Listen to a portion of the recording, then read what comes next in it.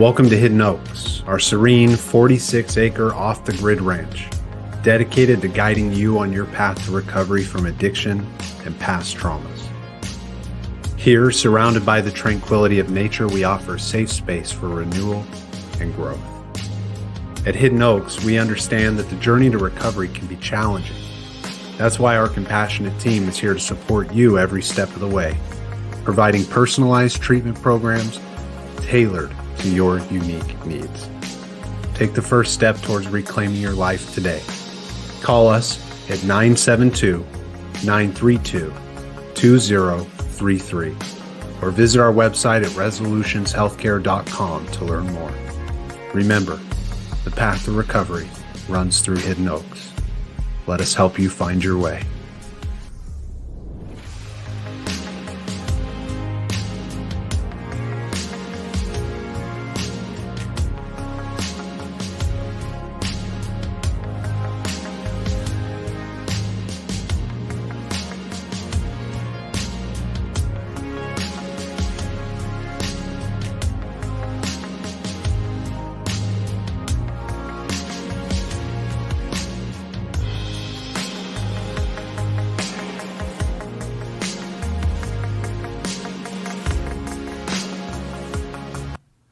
Hello and welcome to Breaking the Cycle. My name is Alan Hyde, and tonight we have a familiar guest who has joined us on the show before, Veena Raj, MSOT OTR, occupational therapist. Yes, thank you so much for having me back again. Yeah, welcome back. It's good to see you and chance to catch up and have some timely conversations for the holidays. Yes, likewise. Yeah. It's good to be here. We were both admiring our Christmas tree before we got started here. Yes. Yeah. Perfect addition here. You travel out and all that, but do you have a home, do you have a home office that you decorate or? Not decorate. Unfortunately, I'm not super festive in our home. I like it, but I don't have it actually in our own home right now. But I do have a home office space. Yeah. Nice. Cool. So when you're still, the last we talked, you're going out into people's homes and doing some of the occupational therapy work. And just to maybe warm up some of those who might be tuning in to hear you for the first time, why don't we start with a rundown and breakdown for the audience of what generalities, what is occupational therapy? What could they expect if they were going to work with you or they were going to bring a kid to work with you? Absolutely. So occupational therapy is a holistic profession where we help clients do the things that they want to do, they need to do, they're expected to do, all of those daily living skills and activities that go into the day-to-day that we often take for granted. And as occupational therapists, we evaluate a bunch of different areas: sensory, motor skills, cognition, and we can work in a variety of different settings. There are a number of reasons why someone may be referred for occupational therapy or may seek out those services. Ultimately, it comes down to being able to function as independently as possible. So if there are challenges preventing that, that's where an OT may come in. And then for my particular practice, I'm seeing clients 13 and up, and I am mobile, like you mentioned. So I work with clients in either their home or sometimes a community setting. And my population, when I initially started this practice, I think probably when we first had the podcast, it was really more geared towards mental health population, and I was kind of looking at that to be the primary niche. But over time, it's kind of become a mix of mental health. I've been getting a lot of requests for neurodivergent individuals, so ADHD, autism, usually later teens and adults where the services aren't as accessible as they are for kids. There just aren't as many OT providers that work with that age. It's very common to see OTs in the school setting and pediatrics. And then also, of course, I have the background in brain injury, so I have some clients there, but I've been getting a lot of, more of the neurodivergent, PTSD, mental health diagnoses, and the ability to go and work with clients in their homes allows me to offer a different kind of service, of course, than being able to just like talk through things and work on skills, but Yeah. really being able to do it in their real life environment. Yeah, which is really helpful with teenagers, you know, Yes. and like that young, all pre-pubescent and then into that early adolescence is really helpful for occupational therapists to come in. And it was really helpful after you and I had sat down and I heard some of the things you were sharing, and then I looked into it more. And it's been really helpful too to see a lot of people in the Dallas-Fort Worth area around the therapeutic community. They share when they're looking for therapists that it's hard to find therapists for their kids, and knowing that occupational therapists are out there has kind of filled that gap as well. Sure. And you get a lot of similar, I would say, like you get a lot of overlap of the things that a therapist is going to work on with your little chicken nuggets anyway. So it's helpful. Yeah. I know that when we were talking about kind of what, special topics may come up here, we had gotten into, I had mentioned that so many of the referrals I'm getting, or either just the needs that I'm seeing, are surrounding financial management and difficulty with that, and clutter and difficulty keeping up with the household, leading into hoarding, and not limited to any particular diagnosis. I'm seeing it across several different diagnoses that has become, or is a challenge that people are requesting help for beyond what they're able to get from like the therapeutic support side. It's more like the practical support from OT. Yeah. And so for you guys tuning in tonight, we're going to get a little bit into that discussion. Overspending, clutter in the house, some of the lines that could teeter and border up to things like hoarding. And between Veena and I, we might be able to have, just kind of a well-rounded conversation of the differences that you might see in some of these things, and how occupational therapy leads into things like therapy if it's a more severe diagnosis, and then vice versa, the things with occupational therapy that will help you stabilize some of these problems. Sure. Why don't we start with the big one, since we just passed Black Friday? We'll start with overspending. And you had shared you've been getting some referrals with people maybe struggling, or maybe their loved ones struggling. What are you seeing in your practice, and some of the things also that maybe you're implementing to help these individuals? Sure. Yeah. It's just so easy, click of a button or tap of our finger on our phone to spend. And what I'm finding is that there's a number of things that may go into why the overspending is happening. I'm sure that you encounter things related to trauma, or like emotional avoidance, that, this feels good. This is like a dopamine rush.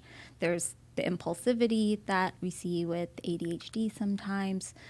Sometimes there's overall lack of financial literacy, and people just haven't learned the skills of like paying attention to what they're spending, kind of coming up with a budget or a savings plan.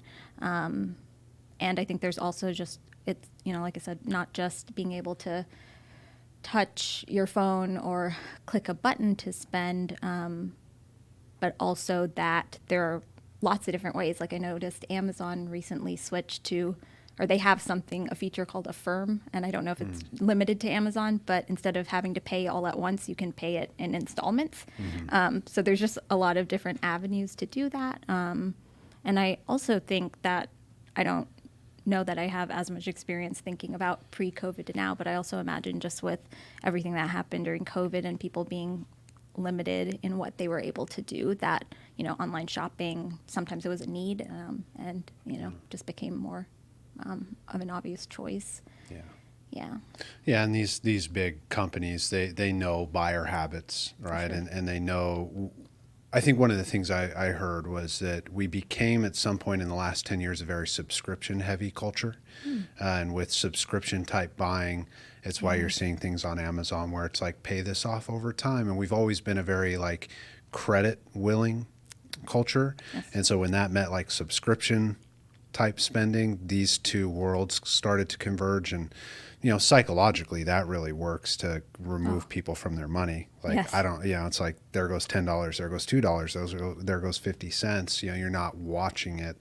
Absolutely. And that's where, just my base understanding of occupational therapy, I imagine someone like you comes in and helps with things like financial literacy and things that you were saying in the beginning of the show that we take for granted. Yes. Right? That maybe they've just never, this individual comes to see you, they've never sat down and had anyone show them how to manage and pay attention to their bank account, their credit cards, not having too many credit cards, all these kind of things. Yeah, that's fully accurate. A lot of the work at times, especially for some of the younger clients as well, like teens or just early adulthood, is giving them that education, teaching them how credit works, how interest rates work, what it means to, look ahead and consider, what is coming in versus what's going out, the concept of budgeting, all of those, like we talked about, just like basic things that people may take for granted,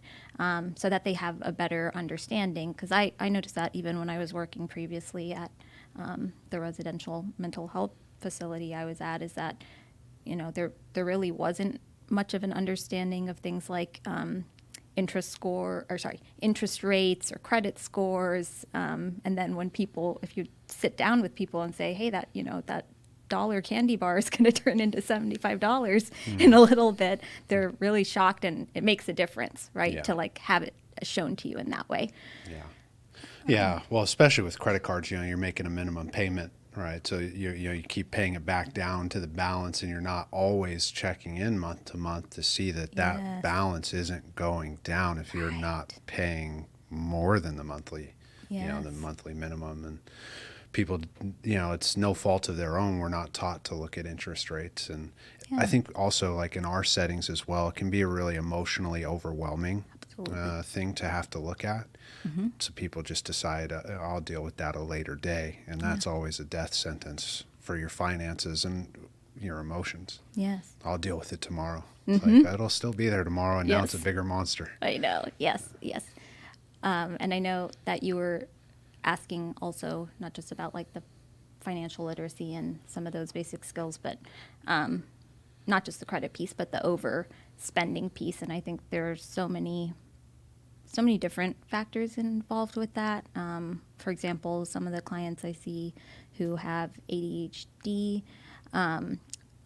they tend to be a little bit impulsive. So, there's this quick dopamine hit of like, I want that thing, but there's no pause to think about, how much money do I have in my bank account, or how's that going to affect that bill I need to pay later this month.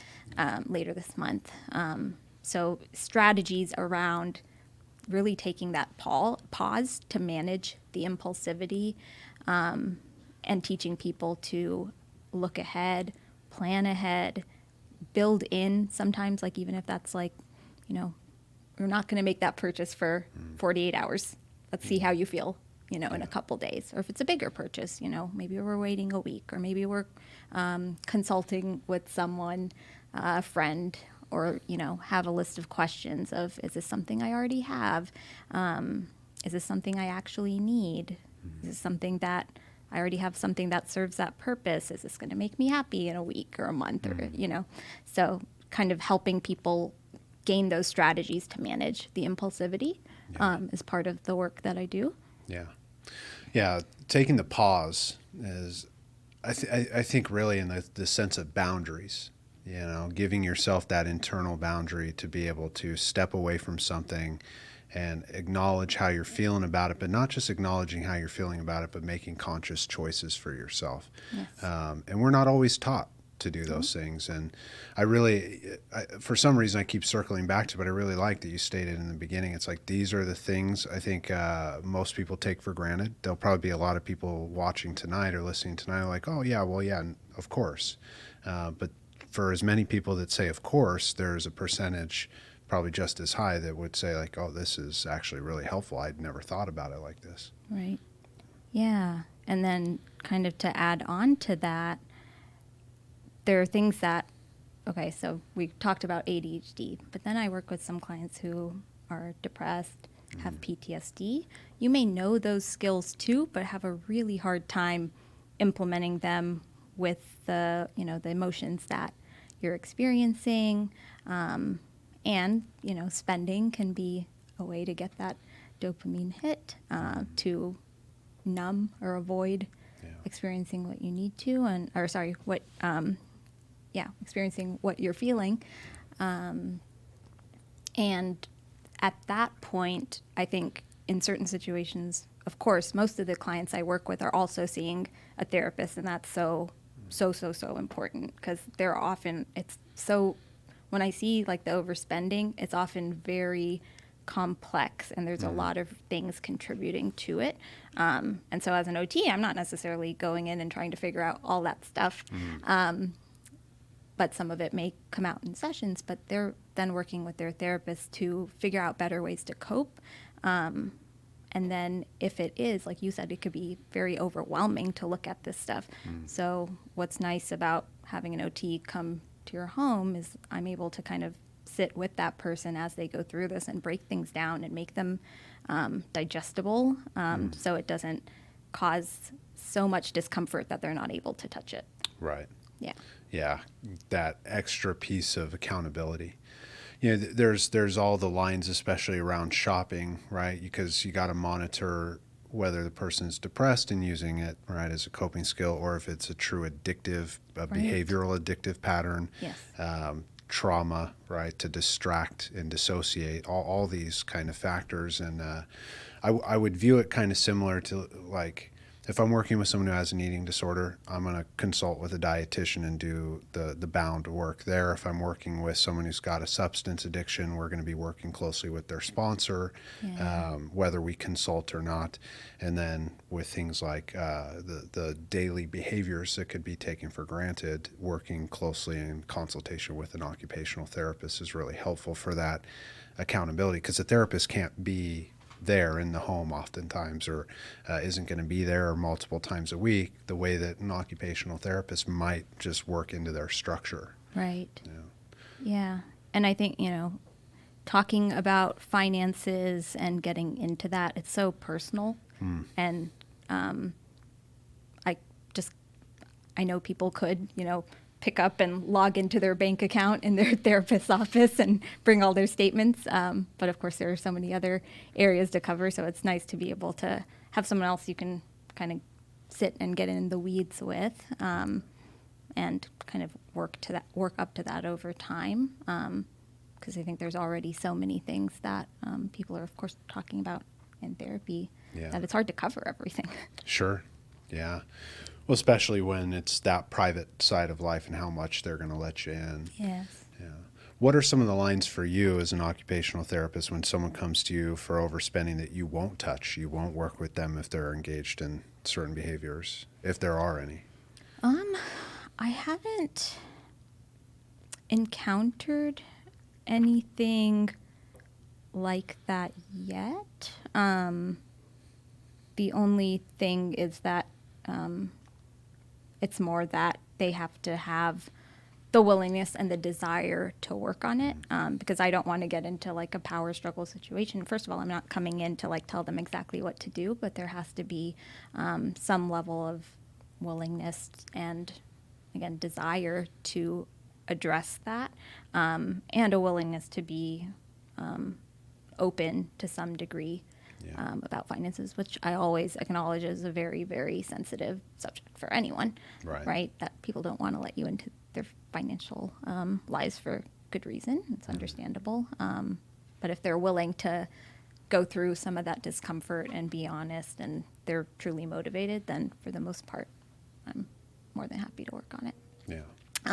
The one other thing I would say is that, like, as an OT, I'm not like a financial planner, so I'm not providing advice in that manner. I'm not looking at people's stocks or, any of that sort of thing. So, plans, huh? no.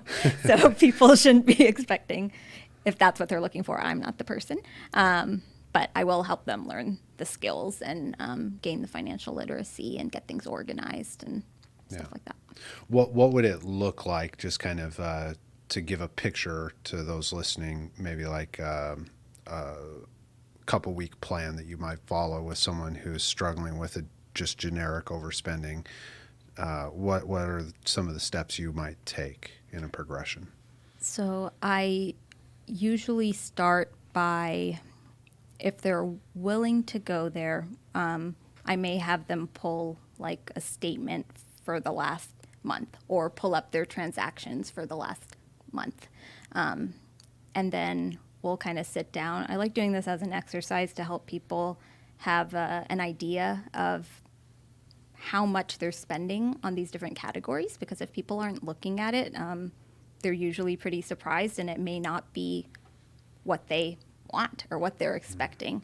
So that's one thing, if they're willing to do that, I'll have them look at that, and we'll break it down to categories. Like, how much are you spending on food? How much are you spending on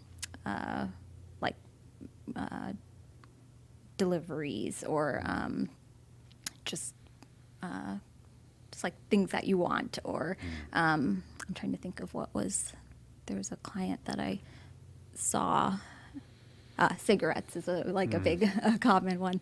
And then looking at that, and then looking at it as a percentage of their spending or a percentage of the income they're bringing in. Because I had clients, particularly in residential, where they were working part-time jobs, and they would bring in like $1,000, and maybe 600 would be like DoorDash orders.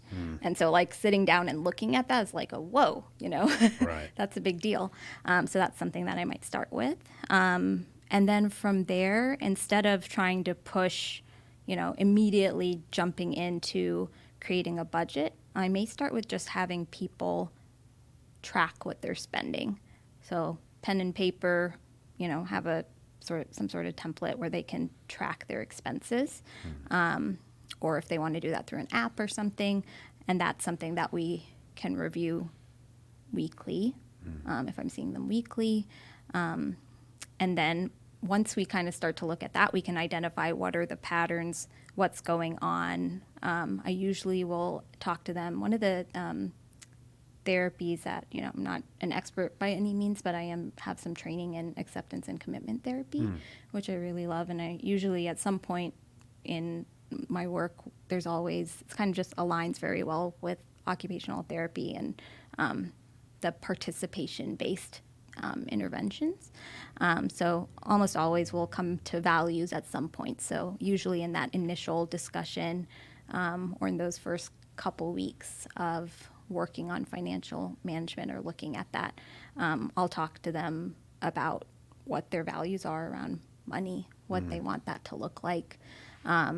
And that way, it's not just random numbers that we're throwing out there. They're suddenly having to cut their clothing budget. And I always tell people that, like, my goal here is not to take away all your fun. Like, that's not the goal, right? It's to have balance and allow you to be able to do the things that you want to do and not be stressed out by finances.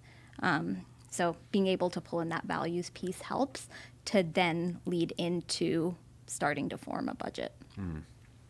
Yeah, because it doesn't leave a lot of room for the things you value if you've spent 70% of your income on DoorDash. Yeah. Value food. Yeah. Hey, Me too. But got to stay nourished. Yes. Yeah. And I imagine just kind of in the flow of the discussion, because we'll get into talking a little bit about excess, right? And using large portions of our finances on that is always a big part of the conversation too, when you're buying a lot of things you don't need and maybe more things that you want. But I imagine other than DoorDash, you're kind of seeing a lot of the expenditures are probably around some of the excess and buying little knickknacks and tchotchkes and things like that lay around the house. Yeah. Is that what, with some of the referrals you've been getting lately, is that what you've been seeing? Yes. I have one client who just, they have a lot of interest around like woodworking and a bunch of different hobbies. And it's kind of like just in any given moment, there's boredom and she picks up, extra paintbrushes or, all of a sudden there's like wood panels on sale. So those end up in the house or, and then as we're going through things, it's like, oh, I just bought one of those today. I didn't know I had a couple here, that sort of thing. So yes, a lot of collecting of things that don't necessarily have, sure, they have a purpose, but they're not being used. And they're, just lots of things that are, like we talked about, just excess accumulation without an intended purpose. And then in the process of accumulating and not keeping track, you're reacquiring items that you already have. Yeah. And I know you and I were kind of laughing a little bit about the show Hoarders before we started the conversation tonight, but that show, even they used to use, they had a team of therapists, and a lot of those professionals on the team were occupational therapists, looking back on it. And it's hard to, whether you have a full-on hoarding issue or just kind of, I bought this thing and, oh, that's right, it's in the other room, and I, didn't need to buy that. It's hard to keep track of these things without some accountability and without some solid boundaries for yourself in place of not just how you're spending your money, but the order in your home and all these kind of things. And you go into the homes, I imagine with any client, it's probably a natural progression into some of those realms of, like, even when you're working with kids, like managing their rooms and keeping it tidy and things like that. Would you say that's true? Oh, yes. I think probably 90% of the clients I worked with in residential, that was a big challenge, is maintaining some sort of order in the room that they had. And currently, very similarly, I think at least 50%, if not more, of my caseload, we're really looking at that household management piece from an organization standpoint, clutter, and safety sometimes too, not having clear pathways to work with. I do have a client right now who there are things piled up in her bathroom, in her shower, and so there's not access to that shower, which is the main shower. I've seen some things that have definitely moved into more of the hoarding realm, and it can get out of control really easily, and especially if, one room is one thing, but when someone has a whole house that they've lived in for years and it's just been accumulating and accumulating. Yeah. Hoarding's an interesting, right? I try not to smile when I talk about this one because I imagine like people creating forts out of just crap. It's kind of funny. But I got Gabe laughing in the corner on that. But it's a lot like when you think about a drinker and maybe they're binge drinking, and they'll tell you, I'm not an alcoholic, I only binge drink on the weekends, right? Meanwhile, they're blacking out every weekend, and that's a problem, right? And so hoarding is an interesting line in behavioral addiction where you may not have what we would categorize as like full symptomology hoarding, but the excess has become a hoarding type addictive behavior, and it's real tricky to treat because of the dignity of somebody's home, number one, and the dignity of people's things, even when those things are like broken stuff or old newspapers or trash. There's a certain level of respect around that also needs to be confronted. Yeah. It's a very difficult process. I don't work with it in my practice, but all the times I've seen it and over the years working in treatment, because oftentimes it comes with a lot of medical issues are going on in the home too, which is an interesting link. But maybe I'll ask you a funny question first, then we can get into the nitty gritty. You ever walked into someone's home and been like, nah, this person's a hoarder? Yes. How are you going in and helping them take those just little steps towards freedom? I think first and foremost, it is one of the reasons why those clients don't necessarily get the help they need is there's a lot of shame there, right? It's hard to have someone, it's hard to talk about, it's hard to let people in your home when it's in that state. So I try to come in with compassion and of course not with any judgment. I usually start from a safety perspective when it is that evident, because it truly is, because some of the clients I work with are a little bit older or are more prone to falls, have medical issues, and so it truly is a safety concern. And often if I can bring it up in that way, at least to start, it brings the defenses down a little of like, we just need to, get some things off the floor. I want to make sure you have a clear pathway to get from your bed to the bathroom. that sort of thing.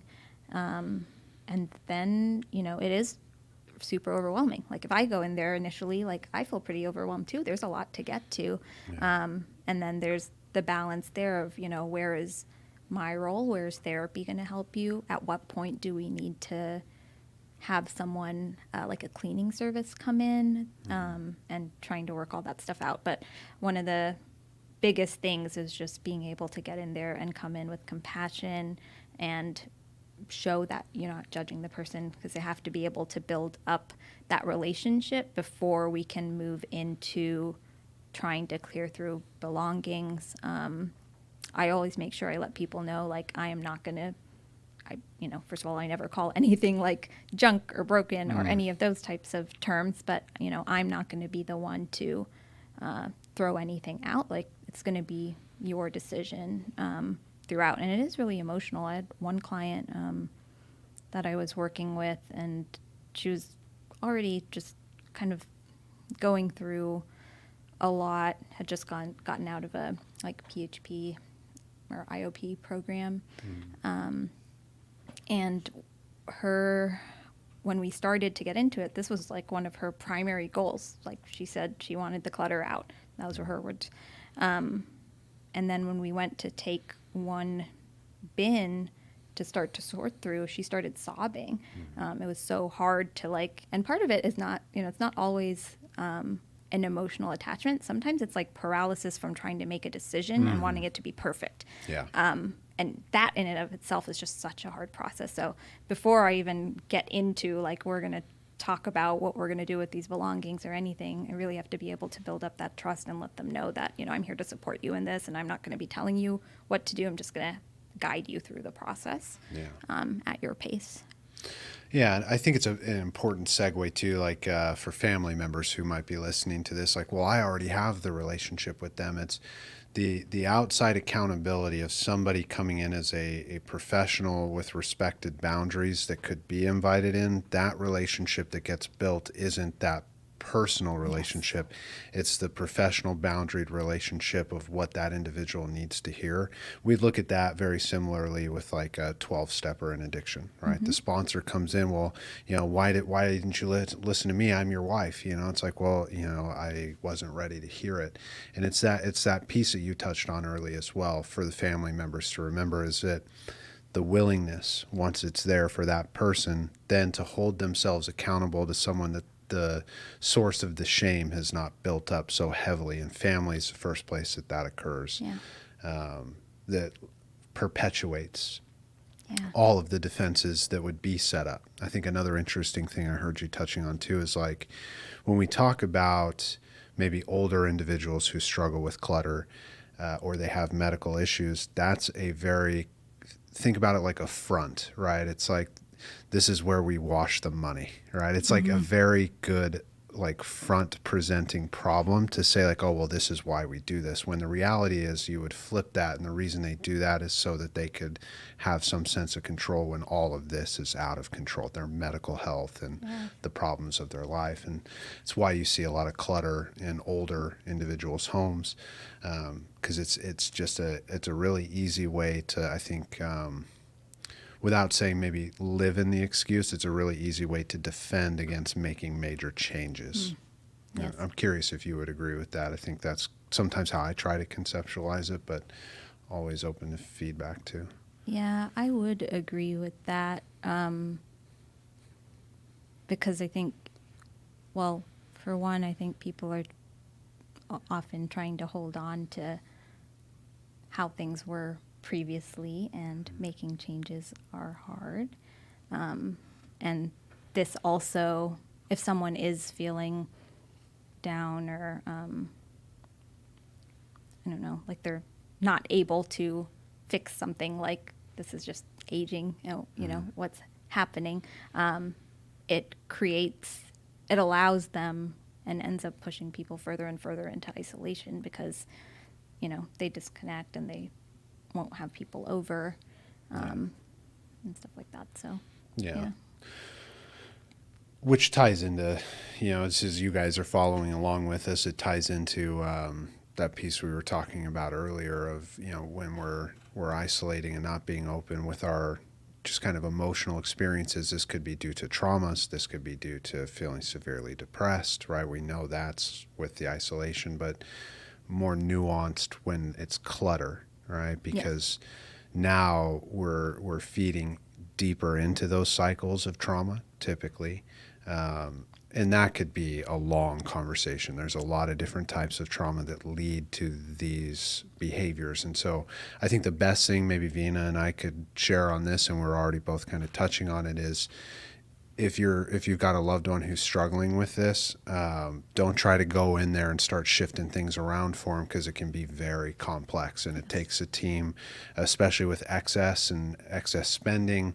Shopping addiction is always an interesting one. Like from a clinical perspective, I'm never going to tackle it alone. And a lot of the work I do is with addiction, so I'm often working with teams. I'm working with sponsors and consulting with dietitians and talking with occupational therapists and treatment teams and all these things, because they're just complex issues. So rest assured, insurance covers a lot of this stuff too these days, but it is going to take a team. And hopefully some of the information tonight just gives you a picture of how we would work as a team to do some of this stuff. Yeah. We're going to talk about it, but Veena's also going to come in and help you kind of detach from some of these things in real time, and that can be really helpful. Yeah, I think you touched on a really good point about the team aspect and the complexity of it. I think sometimes, people feel frustrated because it seems so easy. It's like, oh, there's all this stuff. Like, I don't get it. Like, of course they can get rid of this. I don't understand why this is such a big deal. Or same thing with spending. Like, they don't have the money to spend on that. Why do they keep doing that? And the frustrations can go in both directions. But I think that recognition of like, this is a very, very, both of the issues are very, very complex. And there's a reason why they take time and a team of multiple different kinds of professionals to treat and improve. So I think from two ways: one, like not to beat yourself up for not being able to fix something that maybe on the surface seems easy, but also just knowing that there's support out there to help. Yeah. And it's why, it's nice having you on the show too, to talk to someone who does the practical work with action. Because, one of the things with any type of recovery or healing process I always share with people is don't watch their mouth, watch their feet. Look for how they're moving, look for the actions, right? Because people can tell you anything, but until they have the willingness to move a certain way, to take the actions, nothing's going to change. And so it's really nice to know, right, that there are professionals that are they'll come into your home. They'll work with you. They'll help you make those changes. And a lot of times, if you're really struggling, that's what's needed. Yeah. And I think sometimes even when someone does have the willingness and they're making good progress in their therapy or other services, sometimes, like, especially if I think about the case like with ADHD, sometimes it's just really hard to get started. Like, even if you provide a bunch of good strategies on how to approach things, like, let's break down the task, let's do a 10-minute timer and just do, one section at a time. There's a lot of different things, but sometimes there's still like a kind of like a freeze or just the procrastination that it's just so hard to start. And so having that support initially to figure out how we're uniquely going to work with you as an individual to create a system that's going to work, and then helping be there to get you started, can make a lot of difference. Yeah. Well, and I like that point you made earlier too, about sometimes it's really with the excess, it's really about throwing the tantrum, right? Sometimes it's about, I don't want to make that decision. And that can be a multitude of reasons, but we definitely see it with ADHD is, it's not perfect, or I'm not good at it right away. Yes. So I don't want to do it. Yeah. All right. Which is fine. You don't have to do it. But you might be missing out. Right. You might be missing out on whatever the piece is on the other end of doing that work, or you might find out that you really like your house again because it's clean. And then in regards to tasks and doing things, you might find out you're really good at something if you just put a little practice into it. Absolutely. Yeah. I think they see that sometimes too with OCD or PTSD. I mean, it can span a whole lot of different diagnoses and or sometimes not even a diagnosis. It's just a Yeah. thing. Some people are more perfectionistic or don't want to make a decision or have a hard time with that. Yeah, and I notice that you share on that point, which I think is helpful too, that the work you're doing, it doesn't require you to have some kind of diagnosis. It just requires a sufficient willingness around some distress that you're having with a certain process of behavior in your life. And I think that's worth clarifying as we just kind of get you introduced more and more to our individuals in the area here, because there are all kinds of things we can improve on. And if you got some things in your life behaviorally, it sounds like with teenagers too, you got some teens that are struggling, occupational therapy can be really helpful, even if it's, just kind of minor tweaks and adjustments. Yes. For if you're looking at insurance, which I'm primarily just out of network right now with a couple of insurances, they usually want to see a medical diagnosis. But otherwise, it's life skills. So it doesn't necessarily have to be like a clinical diagnosis in order to get that type of support. Yeah. Yeah. What would you say to some of our listeners here as we kind of back into a few pieces of the conversation, just from the perspective of a professional? If they're sitting now, I'm going to get off this video and go purchase some stuff, what might they need to hear right now, just checking back into that conversation? I would tell them to pause. Definitely. Wait a second. If you can, the best thing that you can do, even if it's not 40 hours, if you can just set that aside, knowing that it'll be there, and wait 24 hours and come back to it. And if, depending on like right now, if you can switch and do another activity to distract yourself in the meanwhile, to help you with that pause, I would highly recommend you do that.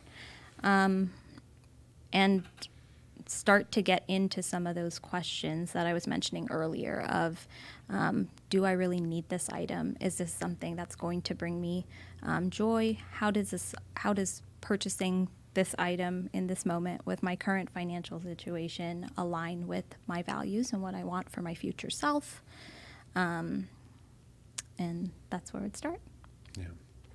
If someone's having a problem, let's say like Amazon, because we got that app right on the phone, would you be an advocate for like setting timeframes for themselves to just not be on their phone? Would that be a helpful? For sure. I think part of it, and if they're working with a therapist too, they may be able to identify times where they're more prone to get on Amazon, or that's something that we could look at too, just in terms of, what does your schedule look like and when do you have downtime that you would do this?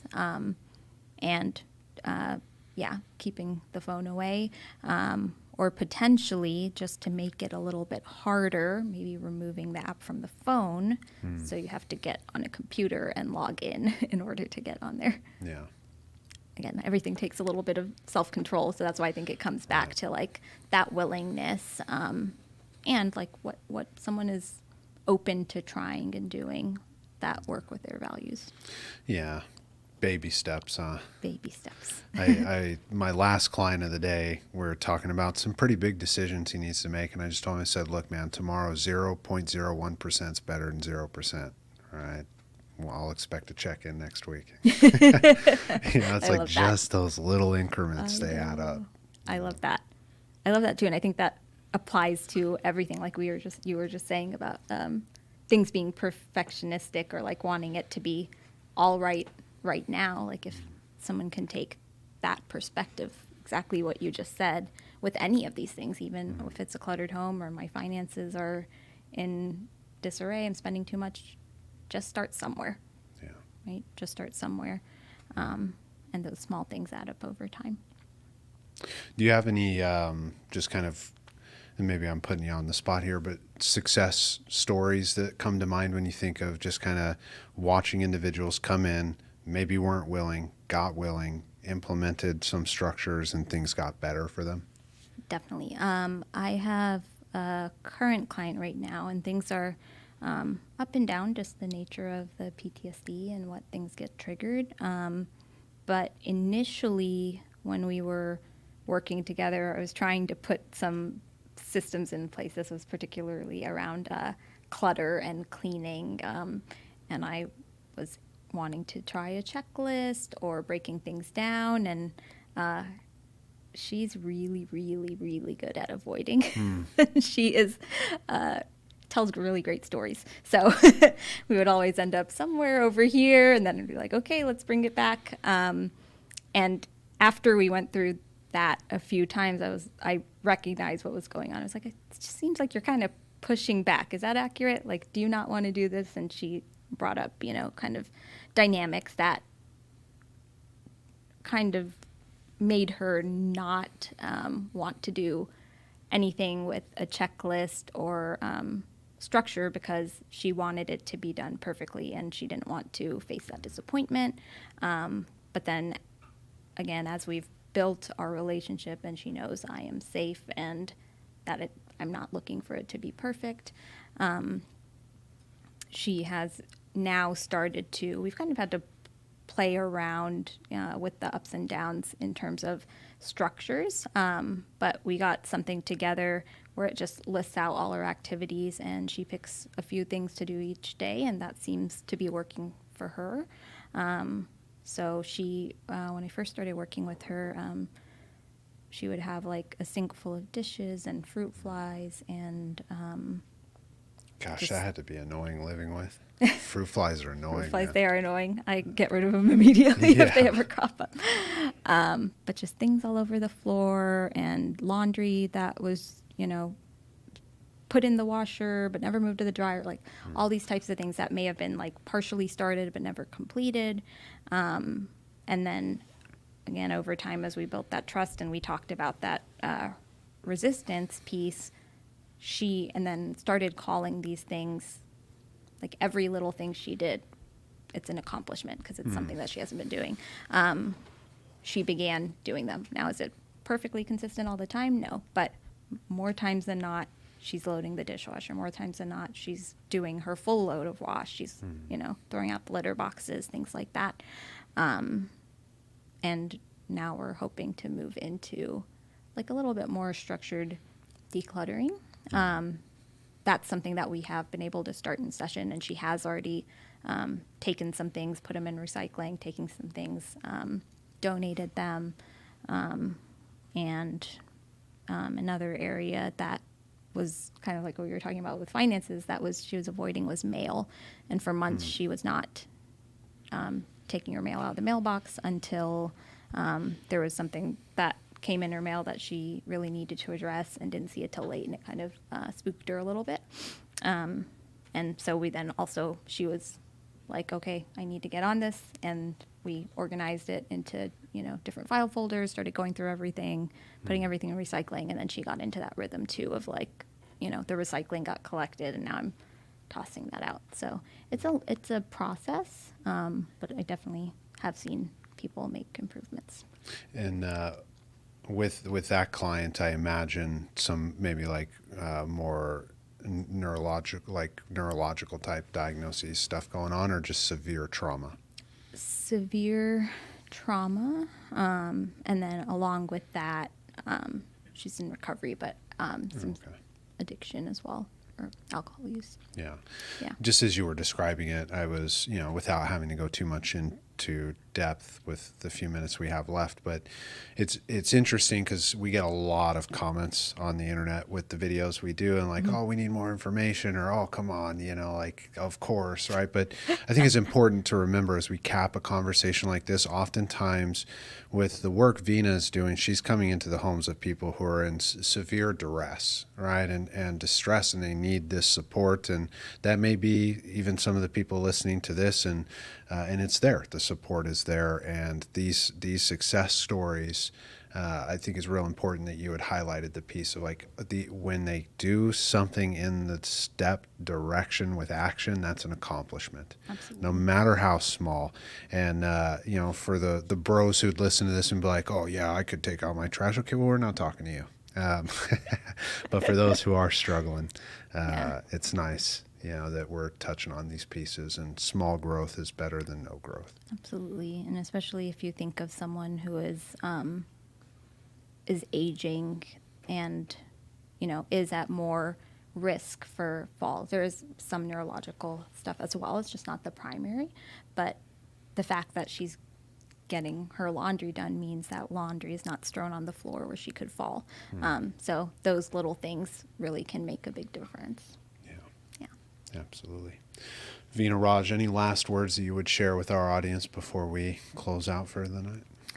I would just encourage you, if anyone is experiencing any of these challenges with excess spending, accumulation of clutter, possibly hoarding, you're a family member, please do reach out. I would love to be able to help, or if I'm not able to help or I'm not the one, then I always try to provide people with resources as able. So I really would encourage you to do that. It does take work, but these are things that people definitely can make progress in. I've seen it, and I hope you will look for help and ask for help if you need it. Absolutely. And when we repost this video on YouTube from the live to just our video section, we'll make sure that if you guys are watching this and watched all the way through, you'll find in the description Veena's website will be linked in there, and you can find all your information if they're interested. Yeah, but thank you so much for coming back on. Thank you so much. It was great to be here again. Yeah. Ladies and gentlemen, Veena Raj, MSOT OTR, occupational therapist. We break the cycle here every Friday, 7 p.m. Central Standard Time. Stay tuned this Wednesday, December 11th. We'll be live with the panel that you saw a couple weeks back. We're going to be talking about the family disease of addiction in front of a live audience. We hope to see you tune in live on YouTube. Other than that, we'll see you next week. Take care.